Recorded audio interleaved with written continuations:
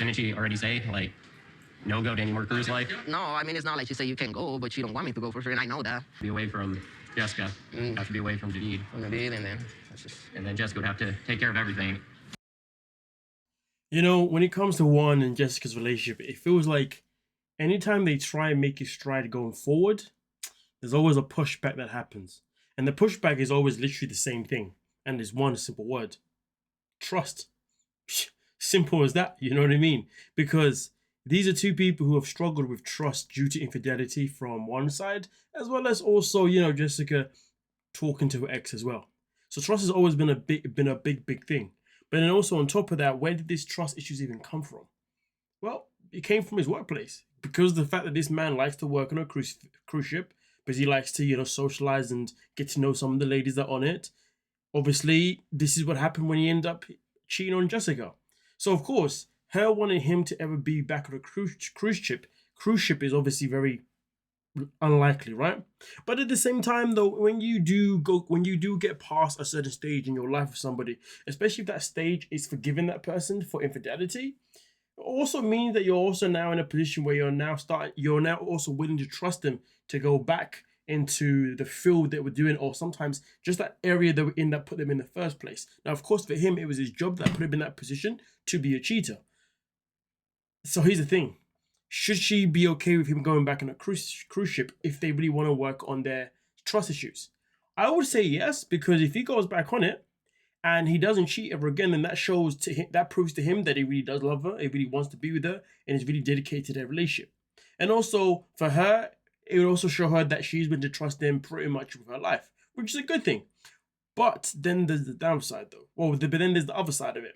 The other side of it is that Jessica so far has been working as a single mom while he's still been waiting to get to the States. He's now finding the States. And now he's finding the States. She's now doesn't need to be a single mom with 2 boys and a baby. So for him to get this job and disappear again, it means that she'll be back in the same position. So for me, the only way it would make sense for him to go back to this line of work would be if this line of work was the sole provider. He was the breadwinner. If it became a case where he was working to literally provide for anyone and she was at home being a stay-at-home wife the whole time, then you know what? It kind of makes sense to a certain degree, because many people that live that lifestyle where husband goes away for weeks upon ends or whatever, wife stays at home raising the kids, all that kind of stuff. So if that was their dynamic and that's the kind of relationship that they wanted to have, then yeah, it makes sense. But if it's a case of where he's going away, working a cruise ship, but she's staying at home, working as well as also looking after the kids, yeah, that right there isn't cool. So therefore, he would have to make that choice. What's more important? Being there to supporting his wife, being there to be there for the helping to raise his child, or going to work a job that meant that his wife would be stressed as hell because she has to work and look after the kids. And just because she's already done this, it doesn't mean that she should be in a position where she still have to continue doing it. As now she's in a relationship with someone, you see what I'm saying? And that person finally got the visa to come to the States. So the reality is that for him, this idea of going on a cruise ship shouldn't even be an idea, mostly because of the fact that he's not going to be the only worker in the household. At the end of my last contract, I went home, but I never sent an email telling them I'm quitting. I haven't. That's not even a good thing, because then that tells you that this guy doesn't even know if he's even dedicated to their relationship. Tell Jessica that my boss has been texting me, asking me if I could go back to my old job. The maddest thing is when he does tell her, if he does tell her this, then her question is going to be very simple, you know? Why is your boss doing this? Why does your boss think you're available? So again, he's putting himself in a position now where he's going to have to admit that's because he never gave in his papers. At that moment in time, she has every right to ask him why. Did you not think that we was going to work out? Did you not think that you was going to come back? You was going to come to the States and be here for a long time? Was you already planning your escape because maybe you wanted to go off and have fun with more women again? End of the day, this opens up doors where she's in a position where she can overthink and ask any question. And to be fair, rightly so, because the idea was for him to leave that job and come here.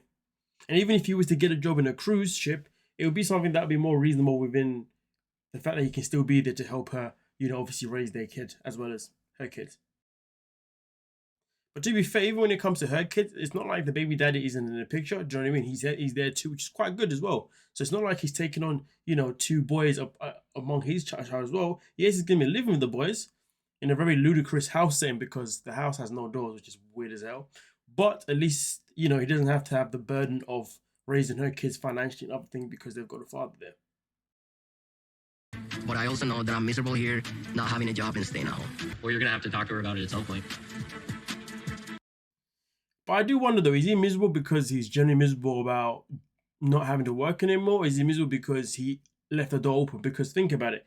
The fact that he left the door open for him to go out on a cruise ship, it's easy for him to fall into that little space of being miserable because he's always going to be thinking about the fact that that job is there as a possibility and I don't even have to look for him because it's always there because I'm always being asked to work again.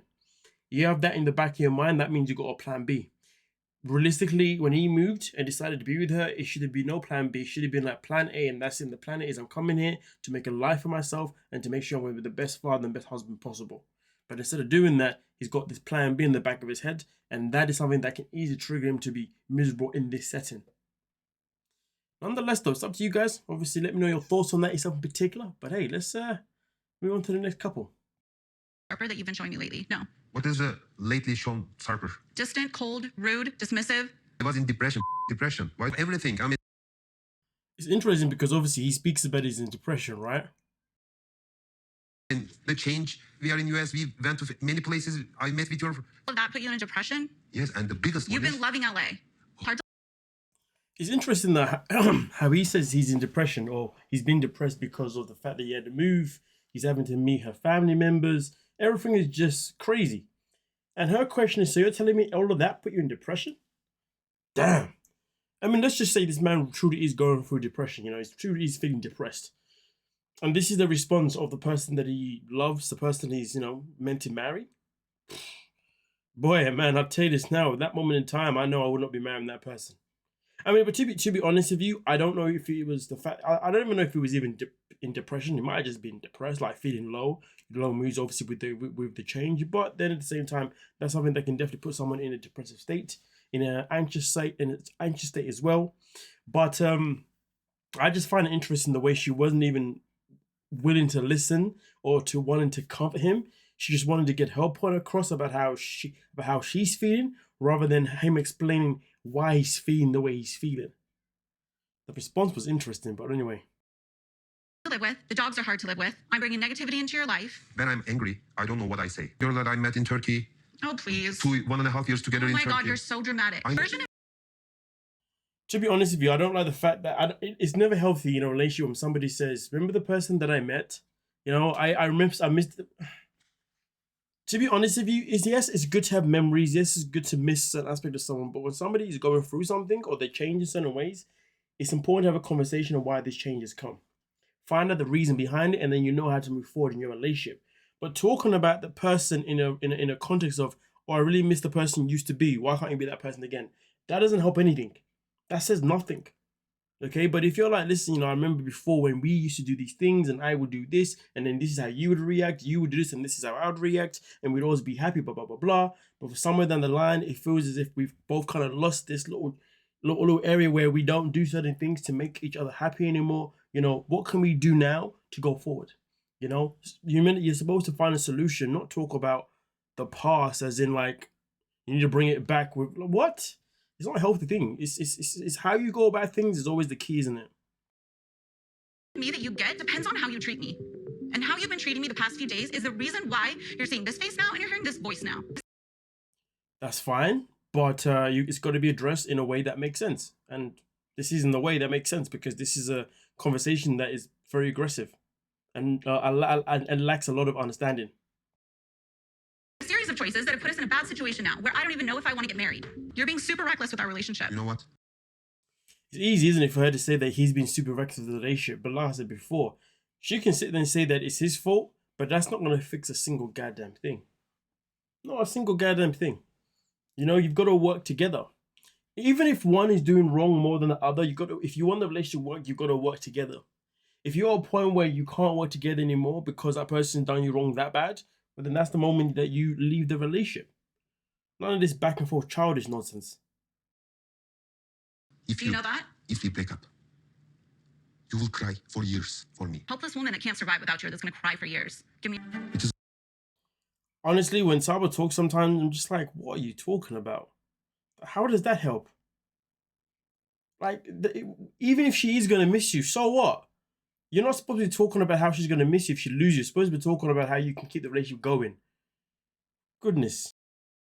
Like walking on an eggshell, you know, with you. If it's too hard, then leave. Wow. I don't want you to walk on eggshells.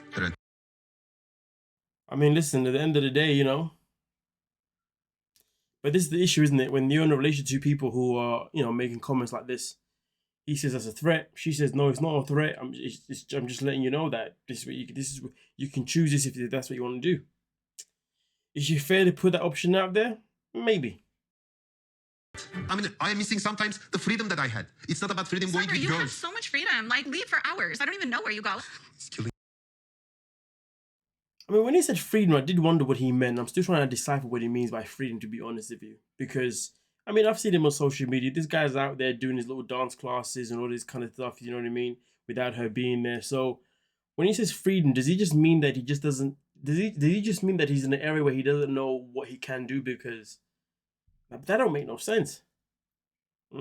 Sometimes I feel like Sarpo doesn't know what he wants and he just says anything rather than saying what the actual issue is. I mean, the man has already admitted that when he's upset or when he's angry, he just says anything and everything. So I do feel like when he's in a conversation like this, he just says anything and everything and doesn't say anything that's actually logical. I mean, listen, the man literally said there, sat there and said that you miss me. How is that logical to the conversation? Anybody out here who says ridiculous things when they're angry clearly says ridiculous things when they're in a confrontational conversation. But at the same time, I can imagine it being hard for him to say certain things because Shekinah has a very good way of always shutting him down. So therefore, it's easy for you to lose your words. Turkey, my home was hers, more than mine. Treated her just like their own daughters. I don't want any real relationship from now on because it's so difficult. Why are you in this relationship? I don't Miserable. know. I love you, that's why. Love, what's love gotta do it. I mean, I'd find a relationship better than this. What? Like, I could find somebody that I'm more compatible with than this. Comments like this, why are you saying that though? If that's how you feel, then leave the relationship. That right there is a threat, isn't it? Itself alone. Like, why are you saying that? Leave then. If I was in a relationship with this woman and she said this, I'd be like, oh, bye then, innit? Like, that's it. Gone, done and dusted. I don't need to know you no more. I don't want to be with somebody that feels like they can be that feels like they can get better elsewhere. Because the moment you're thinking about you can get better elsewhere is the moment that you're saying that you are now checked out of the relationship.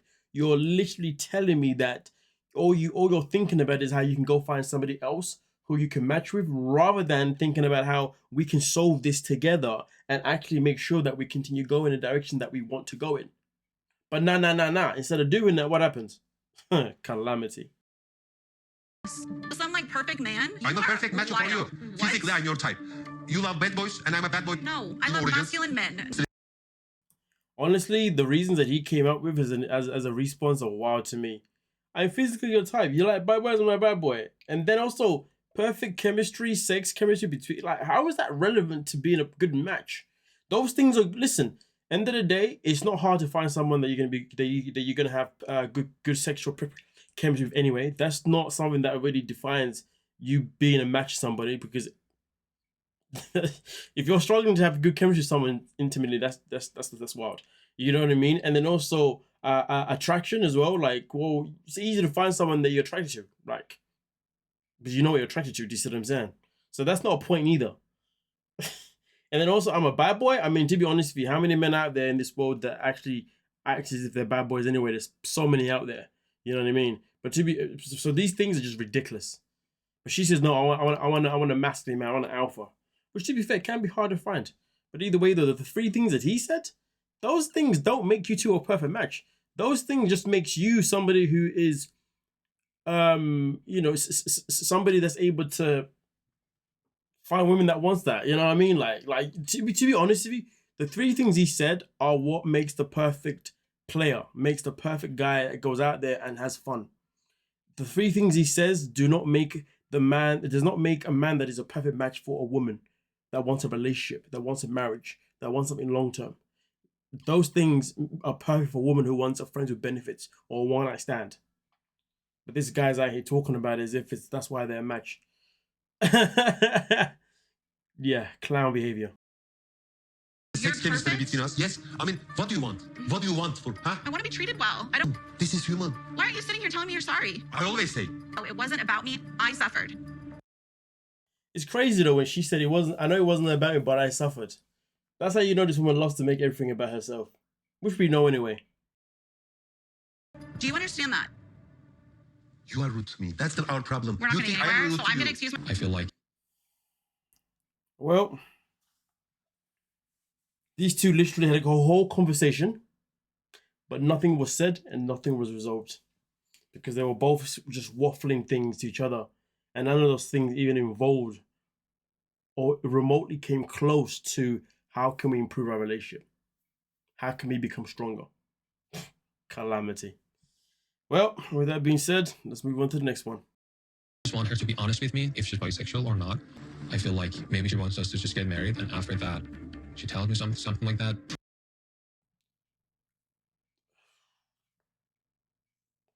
Personally, I'm starting to think that I'm starting to think that maybe he's hiding something.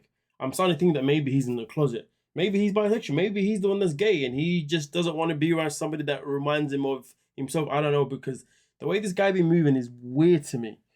Oh my days! Like it doesn't make any sense. It's not a big deal. Even if she was bisexual, it's not a big deal. She has chosen to be with you. That's the only thing that should matter. Trapped me or you set me up. So honest with me, even if it's something that I wouldn't like. To be honest with you, like, I wouldn't be surprised if she struggled to tell you things that you wouldn't like, because the way you behave, even when she's telling you something that is a very small thing, I can't imagine his reaction when it's something that he really doesn't like. You see what I'm saying? But the matter of fact is, though, she's told him enough times and the guy doesn't let it go. Right? I just feel like he's the one hiding the secret here. Even though Maddie was growing up in a really conservative household, he's always been very open-minded. So I'm just really surprised that he's so hung up on this whole like sexuality. Call off our wedding because of that. I don't know that he's someone I would want to spend the rest of my life with either. To be honest with you, I don't know any woman right now that would want to spend the time with a guy like him. All he does is whinge and whinge and whinge and whinge and whinge and whinge and whinge and whinge and whinge. Nothing else. The guy has no character whatsoever. Personality is flat as an ironing board. Like, bruh. Understand why? I'll tell you who he would be a good match with. He'd be a good match with Sophie. No personality, flat as an iron board type personality. Literally. I am being made to feel like I want to do anything other than be with you. I just want to be enough forever. You're not going to get anything more out of me other than me saying that I love you and I want to be with you. And that's It's funny though, he says, I just want to be enough forever. You know what the crazy thing is? Do you know how, I feel like sometimes people don't think about this. When you want to be enough forever, then that means you got to keep turning up to your relationship day in and day out. Keep doing the things that you know that your partner likes, okay? Keep reminding your partner, obviously, how much you're into them, okay? You do all these things that gives them the reassurance that you're there to stay and you're there because you love them. Obviously, that is subject to depend on who you're with, because everybody's reassurance is based on different things. But that's all he has to do. Do what he's doing right here, complaining and whining and all that kind of stuff. Why the hell? I can imagine even a few months' time to a year's time, whatever. You know, her being like, you know, I don't want to be with you no more because you don't make me happy. But all you do is just cry like a child. So if he really cares that much about, you know, her wanting him forever, well then start acting like it. Then give a reason to want you forever. it. And if she wants me to believe something 100%, she would insist on it. She would swear. She would like do so many things to make me believe that this is the answer. So because she's not pressing hard enough on this whole topic, it means that she's not being truthful. It's like, what? Like, he really wanted to beg to keep, what? Oh. That's all I have to say for this clown. On to the next one. You know, you need to protect yourself because you deserve more, but you have this little girl and any other children you have, that those children are taken care of, and he needs to take care of them because right now he's the I mean, to be honest with you, I didn't really think about this aspect of the whole prenup conversation, to be honest with you. So to be fair, when it came to this conversation that they have, I do respect it for the most part. But let's continue though, because I feel like some gems were dropped here, but I think maybe as a man, I wouldn't have thought of these things from this perspective. But we continue. He adopted my kids legally. exactly, it's So he guaranteed. take care for me too, because I don't know, tomorrow maybe the Mark family decide. You cry. Because, obviously the prenup itself in particular, I guess, will shoot her in the foot if she gets no benefit, because she's already had one of Mark's child, and they want to have another child, or she's maybe pregnant with another child, I'm not too sure, but they're going to have 2 kids anyway. And then also on top of that, she has got her own child, but either way, though, her child is going to eventually move to the States. So, and she doesn't work in the States. She was working before, but she's not working here. So she doesn't really have much for herself. So if Mark and her were to get married now, and then they would get divorced, and this prenup is in place, it could really put her and her kids in a very uncomfortable position. Now, obviously, we would like to assume that Mark wouldn't do anything to put his kids in a terrible position, but you can never know these days, because there are a lot of people these days, who really, once they're done with the mum or whatever and they're not in the relationship anymore, they do walk away and end up abandoning their kids anyway. So I can understand wanting that security. If Mark is in a position where he wants security to protect his assets, that's fine. But at the same time, then that means she should need her security to protect her kids, because it's not going to be easy to look after, 3 kids in America without a job if this man leaves you and you can't even take nothing off him. But listen, end of the day, when it comes to the whole idea of prenups and it comes to the whole thing of custody and divorces, it is always going to be a subjective conversation, because it depends on the context and the situation that's going on between the two. Right now, these two are not at the stage of a divorce, or separation, which is something that I hope doesn't have to come to, but they are in the conversation of what if this happens, which I guess is always a terrible conversation to have, because when you plan to marry someone, you're not planning to marry them to divorce them, you're planning to marry them to make things work for ever, right? Until the day we DIE, this is what I'm saying. So again, the variables matter, the variables are different based on the situation, but here's the thing, but if Mark has promised a life of her never needing to work and for her to always be the stay-at-home mom, then I do believe that giving her some sort of protection in the prenup for their kids, if anything, if they were to divorce, is something that should definitely happen for sure. Do you see what I'm saying? I do feel like obviously I don't know too much about prenups, but I feel like prenups, if I was to take a wild guess, I feel like prenups are probably more important if both parties are working. If only one person is working in it and the other person is the one that looks after the kids and stuff, I don't know if prenups are that deep. But either way, though, I would say because they're going to have one, it is very, very crucial that she gets something in there that does protect her and the kids, given the fact that she's going to be a stay-at-home mom. So, yeah. The position you are in as a woman who has now 2 children. Only my lost everything. my life. Yeah. Yeah, you have. You have to make sure that your children are taken care of, both of them, and that you are taken care of. Yeah. Absolutely. Because at the end of the day, it comes to the kid. But it's not like they're getting married and there's no kids involved. But obviously, the conversation would be so much different if they were getting married and there were no kids involved. Different conversation, but there were kids involved, and one of those kids right now is Mark's, and the other one is one that she's hoping Mark will adopt. Which I guess makes sense if it makes sense. Again, don't know too much about that in terms of how that's gonna make a difference, but I get it. But also on top of that, Mark and me do want to have another child, so yeah. But hey ho, well, let's get cracking with the next couple. The thing that it's like bugging me, it's this bone here. And now they're here, I really want to know also about the birthing plans. Yeah. You know what's so interesting about a lot of women that come from South America and they go to, on the show, let me make this abundantly clear. A lot of these women that come from, South America on the show to be in America, a lot of them, not all of them, but some of them, they all seem to love surgery. I do wonder if there's this thing where we must find an American guy who's going to pay for our surgeries. We've seen it with Larissa, we've seen it with Jasmine, we've seen it with Leah. I'm not too sure if it's done by Karinu, but I'm not too sure. Thias is another one.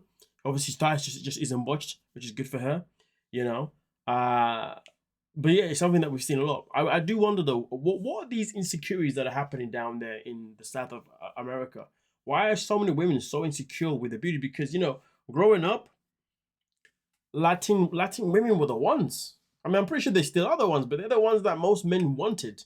I know a lot of Black Americans definitely always wanted one. Do you know what I mean? Okay. And to be fair, I always noticed that rich white guys always seem to have one. Donald Trump for one. You know what I mean? They've always got a Latin women out there. So Latin women have always been kind of held up at a high regard in terms of how they look, whether they come from Spain or whether they come from any country in South America. So it is quite interesting. Now, don't get me wrong, I know obviously Aaliyah's transitioning from Douglas to Aaliyah. You know, so things you can argue and say that maybe it's a bit different because, you know, Douglas is really trying to become as feminine as possible. You could argue that, but if you ask me, I would put Aaliyah in the same category as the rest of them, to be honest with you. I wouldn't actually put it any different just because it's someone that's transitioning personally. Because Aaliyah is also functioning on the same standards of what women are required to look or feel like from South America. Do you see what I'm saying? Okay, and Aaliyah would now be considered a Latin woman, or is it Latina? Do you see what I'm saying? Okay, so I'm just curious. Like, is there any Latin women in the building here? I want to know, like, where has this grown from? Because God damn, like, you know, they were always like put on a pedestal, you know. So to see that a lot of them, is it because of the fact that there's always been this standard that you're all so amazing with your looks and with your bodies and whatnot, that you now all feel the need to have to overdo it just to make sure you can fit that one, or you can pick with another one here and there? Like, what the hell is going on? Because honestly, like before, I was like, hey, cool, you want to get the thing that you want to get the boobs in because you want to get that more feminine theme. Fair enough. You want to get the chop, okay, because you now want to be. You never want to be top, you only want to be bottom. All right, cool. You do your thing, just what I'm saying. And then there was always even the BBL, which I never really understood, to be honest, because Douglas was banging out the gym clearly before that, and there's really good natural glutes anyway. Do you see what I'm saying? But either way, I guess some people want it bigger than what it is. I don't know. But to now start talking about the forehead, that blew my mind. I was like, what's wrong with your forehead?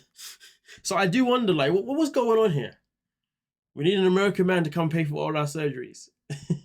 Not to love us, just to pay for our surgeries. Because we can all sit there and argue that Jasmine didn't need a man to love her because Larissa also didn't want a man to love her because okay. Thais, well, I guess that's subjective, isn't it? I would also say that she didn't need a man to love her personally. I think she just needed a man who's going to give her a child and give her an easy life and not have to work, and also give her a life that involves doing what she can to herself personally. If you ask me, if you told me that you believe Dias and Paddy's relationship is based on love, from Paddy's side, yeah. From her side, yeah, I question it. You know, and there's been other customers in the past as well from that side. I mean, Karine is another one we know that's definitely not. But either way, we continue. Ultimately, I fell for a man, and I don't know how I'm going to feel once every nuance of them erased. Ultimately, I fell for a man. It's crazy because he's talking about past tense because, of course, Douglas isn't here anymore. So I do wonder, does that mean that you are now currently present tense, now in love with Aaliyah? That is the question. Oh, that was that. So, there's always the question, isn't it? Either way, though, these men in America who are going to South America and bringing women to the States, and then, yeah, you need to check yourselves. Either way, though, it is what it is. Let me know your thoughts down below in the comment section and we can talk about it. Don't forget to like, subscribe, and of course, peace.